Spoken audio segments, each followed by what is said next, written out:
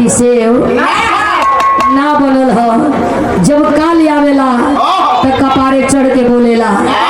रावण के जब मरे के भैले भैया हो तो जानकी के रूप में अपने मौत का हरण वह रावण कैलन। लेकर के जानकी के लंका में चलल हुआ रावण अशोक वाटिका में माई जानकी बैठल है। भगवान राम जानकी के वियोग में रो रहल हुआ। हनुमान जी ला पता लगौल लंका पर पुल बना गई। लेकर के बंदरी सेना लंका पर चढ़ाई गईलन। बहुत बढ़िया भई कि बानर भालू लेके गईला। अगर आदमी लेके जैता तो भगवान राम के ही लोग बर्बाद है। बानर भालू लेके भगवान राम गईल हवन। लड़ाई लंका पर जीत के माई जानकी के लेके बिरहा में गजल के अंदाज हकी से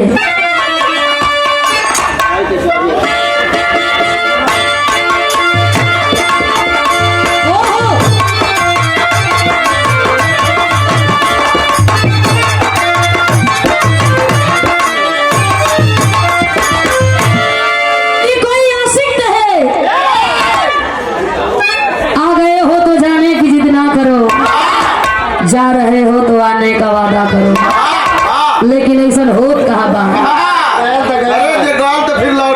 कहाँ लौटल? तू आशिक कहता का कहले बा?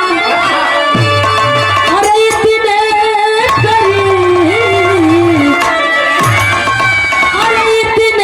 करीब आके दगा दे गई मुझे।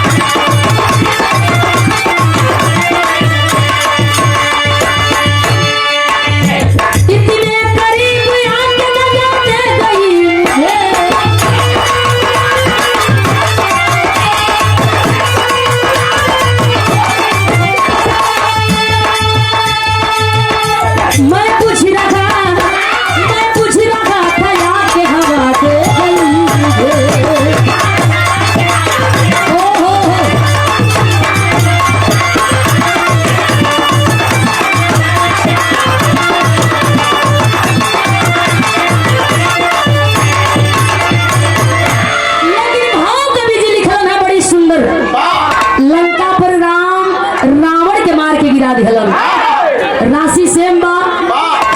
रो से रावण या रो से लोग कहेला कि राशि में बदमाशी होला। ए भैया हो, राशि पर विश्वास मत करिह। राम और रावण में तनिको बनल ना, कंस और कन्हैया में तनिको बनल ना। रावण के मारे खातिर राम का अवतार भइल और कंस के मारे खातिर कन्हैया का अवतार भइल। भगवान राम जब रावण के मरले हो तो भाव लिखल गई है कैसे? अरे दुश्मन को मारी डाल रघुवीर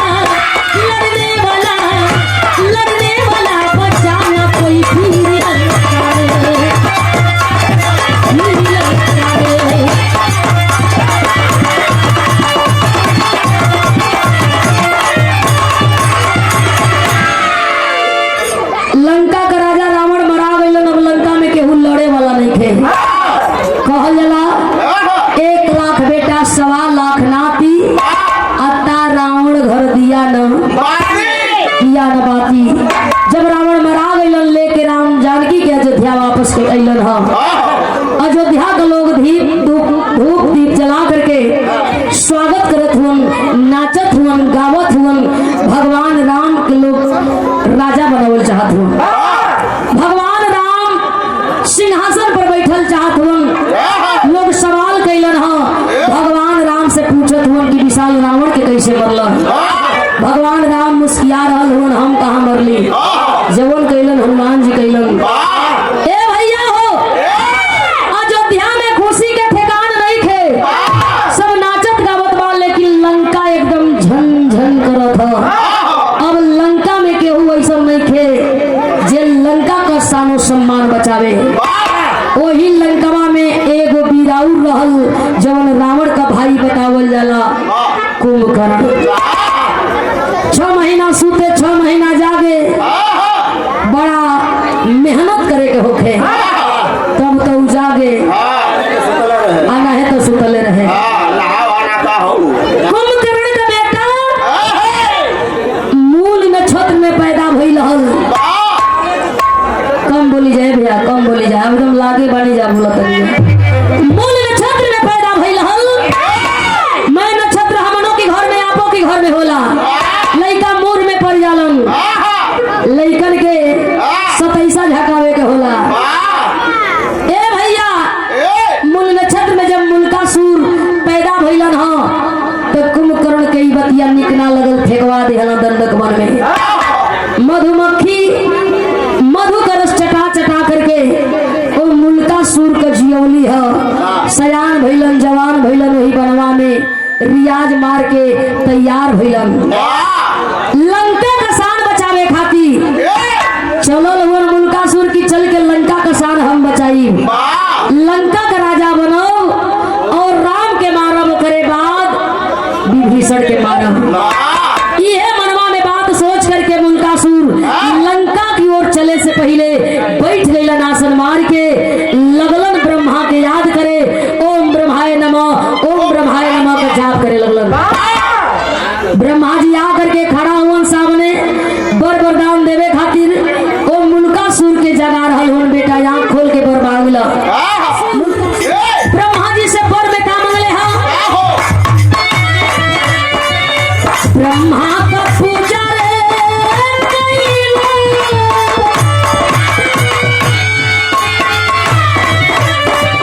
ब्रह्मा का पूजा रे कइलस, बना मझारी बालवाना रे।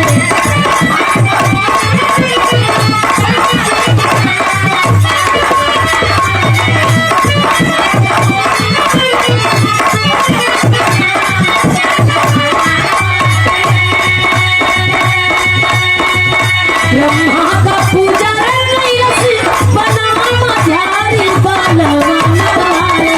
मान बरदान के सभी चार बालवाना रे, मान बरदान के सभी चार।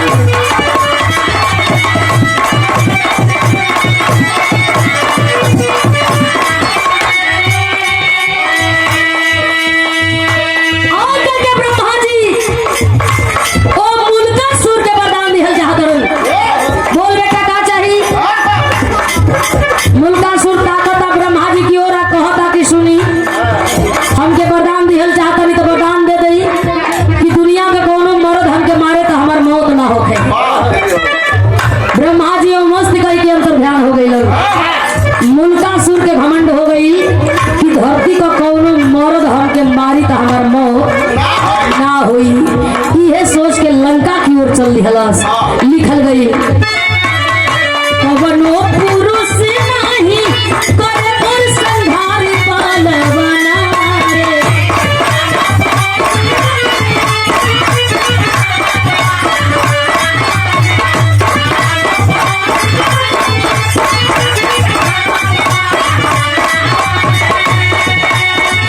कवनो पुरुष नाही करे पर संहार बालवाना रे। आया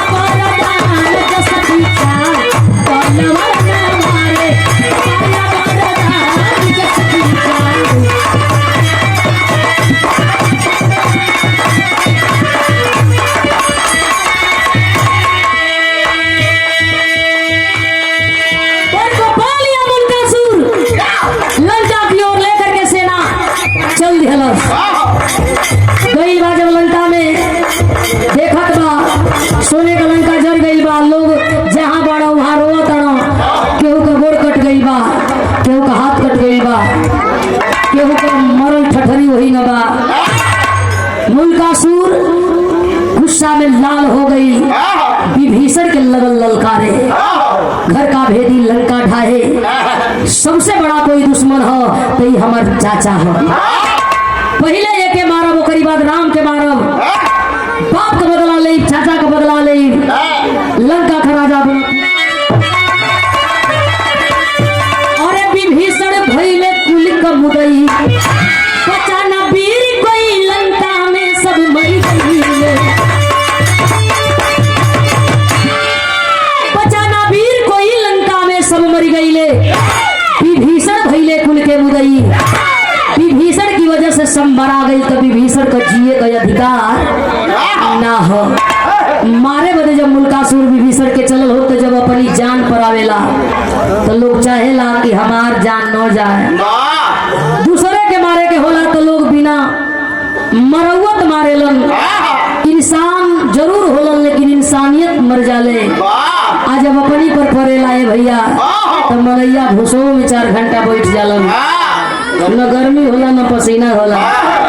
लाइट रीने के टंकी में हिला देव तो 22 घंटा रह जाई। उनके अपने जान का परवाह हो, लेकिन दूसरे के जब मारे के रही तो मोछ ऐठिए कहीं कि 1 मिनट लगी चुटकी बजा के। जब मुल्कासुर मारे बदे चलल हो तब विभीषण अपन जान लेके भागल हुआ। गीत लगल है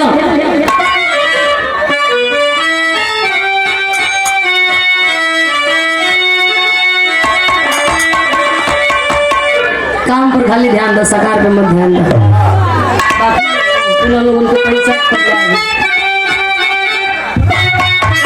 मल्ला भाई लोग आवेला सरकार बोलो। अरे तो हके चढ़ई बो मैया, 1 मिनट लगाओ। मल्ला भाई लोग आवेलन तो हके चढ़ई बो मैया, उहे नारियल चुनारिया होती गंगा। तो हके चढ़ई बो मैया, नारियल चुनारिया होती पारी कई दा बोझली मोर नेवारिया होती गंगा जी।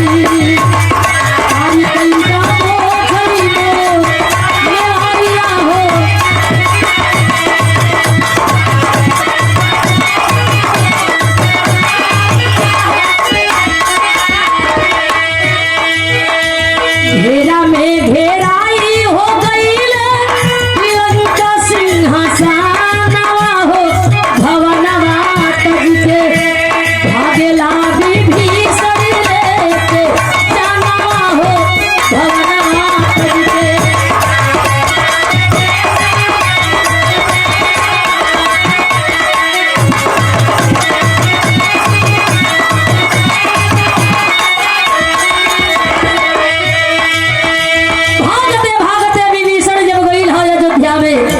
तो जा करके भगवान राम को पैर पकड़ के रोवे लगल। भगवान राम सवाल कैला विभीषण से, आखिर रोवत काहे बड़ो, कौन विपत आ गई? विभीषण रो करके सारी बात के बता रहल बा, सारी घटना के बता रहल बा। कहता का अयोध्या में जाके ओ कहले राम के समानवा हो, भवनवा। अयोध्या में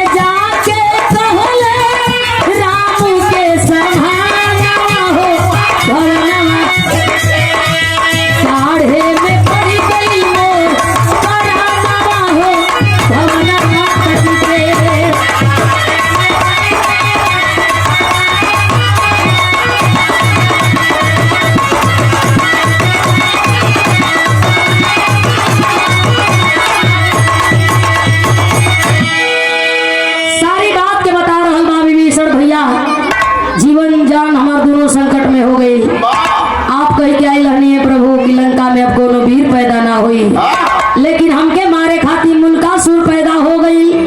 विकराल रूप विशाल रूप देख के डर लगत बा, पा जाई तो खड़े आदमी के खा जाई। भगवान राम हंसतड़न की बुझाता कि विभीषण सुतल ललन हो, सपना देखल उठ के भागे अयोध्या। भगवान राम कहे कि मैं लंका की सगरी वीरन के मार दिली, तेरी वीर पैदा भई कब आई कहाँ से? सारी बात विभीषण बता रहल बा, रो रहल बा, नाक से झरझर झरझर आंसू गिर रहल बा। विश्वास नहीं खे हो। हाथ में धनुष बाण लेके भगवान राम एक बार पुनः लंका की ओर चलल हुवन। आगे आगे भगवान राम चलल हुवन, पीछे पीछे विभीषण, उनके पीछे हनुमान जी चलल हुवन। लंका में जब गईला भगवान राम तो जाकर के ललकारत हुवन। वही मुल्कासुर के भगवान राम चैलेंज करत हुवन, कौन है लंका में वीर, जरा मैं भी तो देखूं कौन है जो विभीषण को मारना चाहता है। आवाज सुन करके मुल्कासुर आइले भैया हो, राक्षस बटले बा, विकराल रूप भगवान के देख के लागल जोर जोर से हंसे। भगवान राम के मारल चाहत बा मुल्कासुर। भगवान राम लल करलन की मरद के काम होला रणभूमि में लड़ल, चूल्ही में ना। चल करके रणभूमि में अस्त्र शस्त्र का प्रहार करा, मार गिरेबा, मान जाए कि तू वीर हुआ, बलशाली हुआ, आ नहीं जैसे लंका में रावण के मरली, कुंभकर्ण के मरली, वैसे लंका में मुल्कासुर के भी मार के जाई। भगवान राम का चैलेंज मुल्कासुर स्वीकार कर लेने भैया हो। वही रणभूमि में जाके खड़ा हो गए मुल्कासुर। भगवान राम और मुल्कासुर के बीच में अस्त्र शस्त्र का प्रहार होके लगल। एक दूसरे से दोनों जानी लड़त कैसे हो। स्वर्गीय राम अरे बारी उमर कमर लचकनिया, बारी उमर कमर लचकनिया, बारी उमर कमर लचकनिया, कोई पीछे निहुर के दुनिया, कोई के झूले झूलनिया,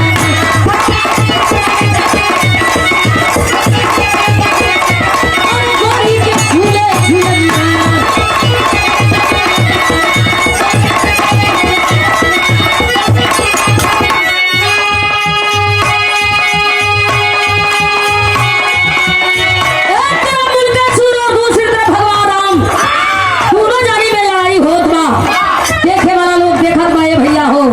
लड़त लड़त आखिरकार मुल्कासुर भगवान राम की ओर चले लगल। सोच रहा बा कि इनके का धनुष बाण से मारी, इनके का तलवार से मारी, इनके का भाला से मारी। एक बार इनके पकड़ गई है गर्दना, ठंगना पर लगा के बिचवे में सतूर गई। मुल्कासुर गई जे भी भगवान राम के धइल चाहत बा, तबले भगवान राम भगल हुए। कैसे? अरे पारी ना पवले रघुपति कइके, पारी ना पवले रघुपति कइके, सुपैया राई ना हो मिलैया, ना सुपैया सबैया, सुपैया राई ना हो, अरे ना सुपैया सबैया।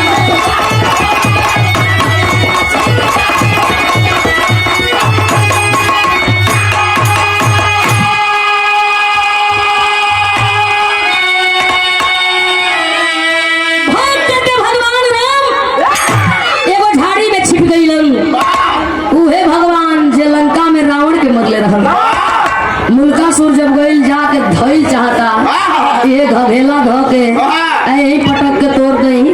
भगवान राम धनुष बाण फेंक दिहलन। फेंक करके भगवान राम भाग के गई होने को झाड़ी में छिपल होन, सांस नीचे के नीचे ऊपर के ऊपर टंगाई हो। याद कैल ब्रह्मा जी के भगवान राम ब्रह्मा जी आ गई। और जब ब्रह्मा जी आये होन तो भाव निकल गई।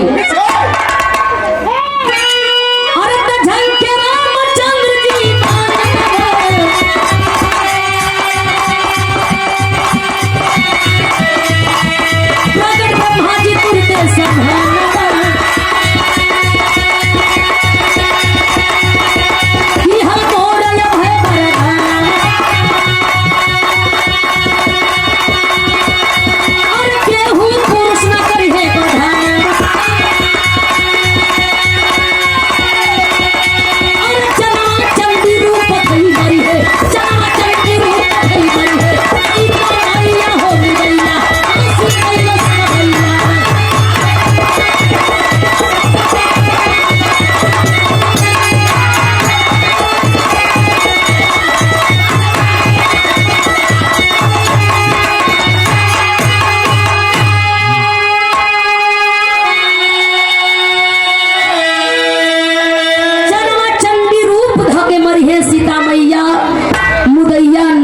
कैलस कमैया न।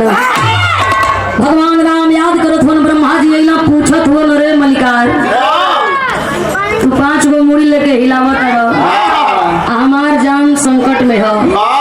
ब्रह्मा जी कहला तो का करी लड़े तू अइला आ फैसला हम करी। भगवान राम कहो कि जान चल जाई आ जब हमार जान चल जाई तो मैं देवतन का शान चल जाई। का चाहता हो कि हम मरा जाए लंका में। ब्रह्मा जी हंसे लगल कहलो असंभव। कहलो तो हमार जान कैसे बची तू हमारे के खो जाता। ब्रह्मा जी हंस दिलन कहलन एगो काम करी प्रभु एक बार जानकी अइली लंका जरल रावण मराई अब जानकी यहाँ तो मुल्कासुर मराई। भगवान राम तकला कहल कैसन लीला है कहल ये लिखल है विधि का विधान के उठरलस का जानकी यहाँ कैसे ब्रह्मा जी वही हनुमान जी के देखल कल मैं समस्या का समाधान ही हूँ नहीं के भेजा जा करके अयोध्या से ले करके माई जानकी के लंका में आई हम आज माई जानकी आई हम तब मुल्कासुर के मार गिरी हम। ए भैया ताक रहल हन भगवान राम हनुमान के बोला रहल हन आवा। हनुमान जी मुड़ी हिलावत हुआ हम ना आई जब तू के भगेला धरे पहुंच गई हमार तो पुछिए उखाड़ गई हम आई वही। भगवान कहलन कि तू ना आई तो काम बिगड़ जाई जल्दी आवो हे कपिराई। हाथ जोड़लो हनुमान जी अइलो आदेश पा करके हनुमान जी उड़ल हुन वही लंका से अयोध्या की ओर चलल हुन। पापड़ का भाव लिखल गई है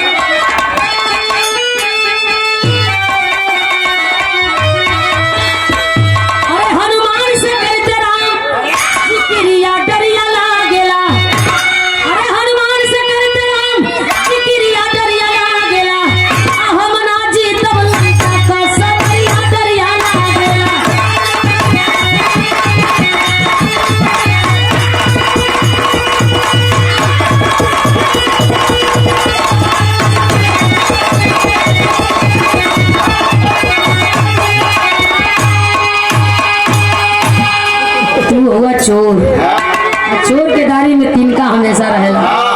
यही से करिया पकड़ाई ना हो जा। अपराध तो अपराध होता है चाहे मीनाक्षी हो चाहे दुनिया का कोई भी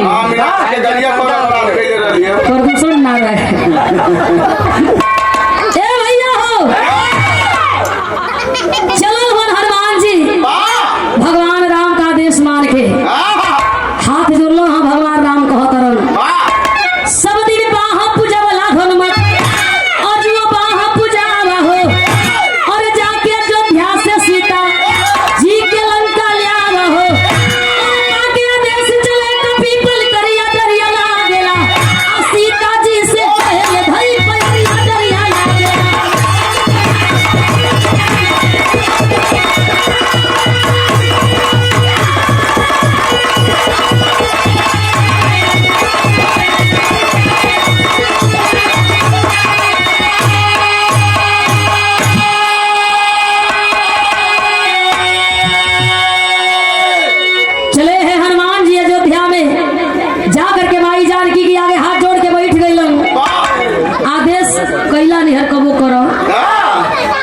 देखो कितना मजा हो आदेश वो घड़ी होके प्रभु प्रभु जात कहो देवी आए घड़ी आदेश होता बाबू सोना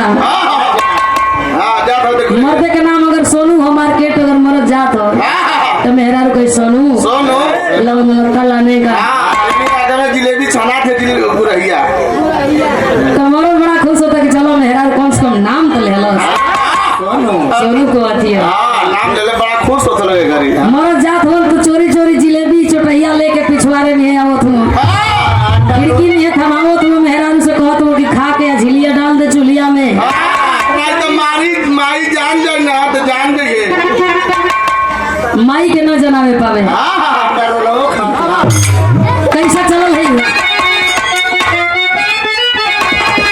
अरे नारी के जिंदगिया का वो सम्मानी हो से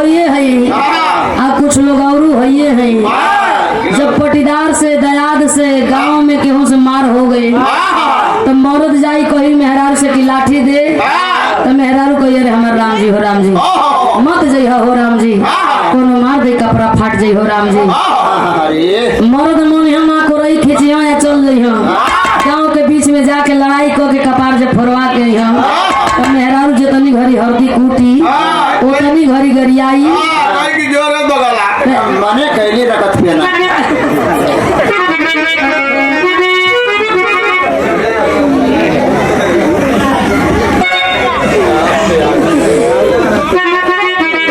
मेहरारू कहे कि मना कोई नहीं बगला माने ना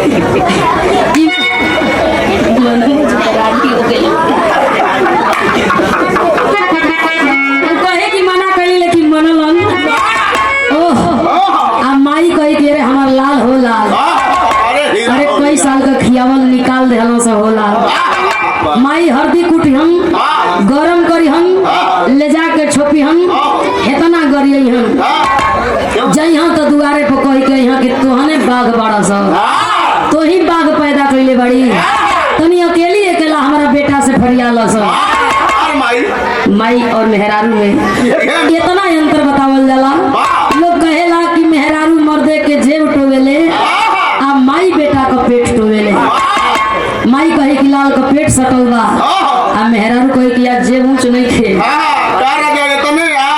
आज कुल निकल आज तने 200 रुपया मिली तो कहे कि 50 रुपया तो मार गई ए भैया माई जानकी गईली अयोध्या में जब भगवान राम के ना देखली बेचैन हो गईली सोच हलवाड़ी की आवे में लागत ताकि देरी हो गई मुल्कासुर भगवान के मार के खा गई गुस्सा में लाल माई जानकी ललकार हलवाड़ी मुल्कासुर आइल हो देख के माई जानकी के लगल हंसे मरद रणभूमि छोड़ के भाग गईलन आई मेहरारू लड़े आ गई गई जाके मुल्कासुर माई जानकी के आगे पीछे लगल घोरिया में माई जानकी से कहे ए रानी फूल से कोमल शरीर तू रानी बन जा पट रानी बन जा बड़ा सुख दूंगा रानी माई जानकी ताक रहल बाड़ी तू मुल्कासुर है एक काम कर जैसे भगवान राम से युद्ध किया था रणभूमि में वैसे हमसे भी युद्ध करना होगा और रणभूमि में जब हम तुम दोनों लड़ेंगे जो जिसको पछाड़ेगा उसकी शर्त को माना जाएगा मुल्कासुर तैयार हो गए कि जब मरद भाग गई तो मेहरारू हमार का बिगाड़ी लड़े खातिर गई हाथ में अस्त्र शस्त्र लेके प्रहार करे लगल एक तरफ माई जानकी दूसरी तरफ मुल्कासुर लड़ते लड़ते लड़ते लड़ते माई जानकी विकराल रूप धारण कैली याद शक्ति भवानी चंडिका रूपी अवतार को धारण करती है हाथ में खपर भुजाली लेके माई जानकी खड़ी हुई और जब माई जानकी खड़ी भई तो आखिरी भाव निकल गई बिरहा को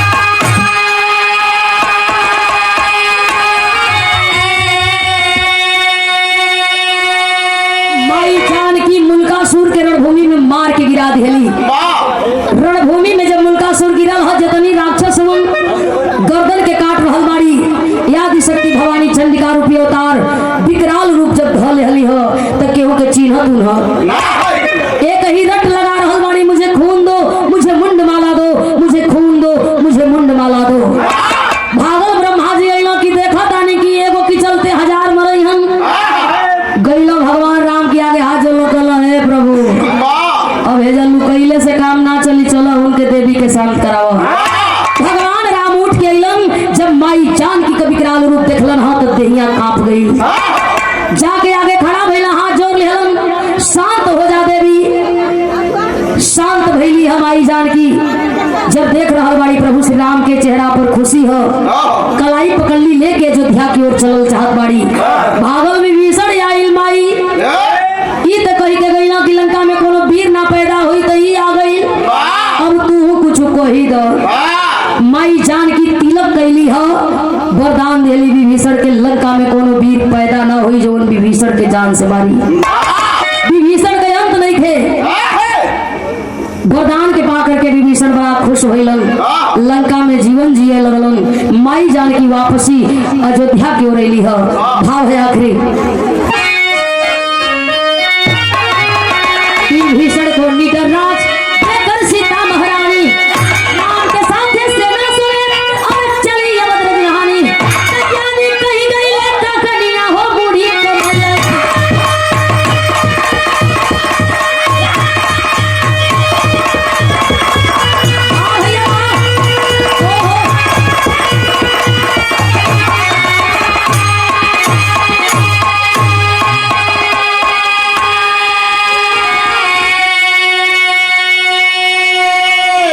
लोग कहेला कि कर्म प्रधान विश्व करी राखा, जो जस करनी तस फल।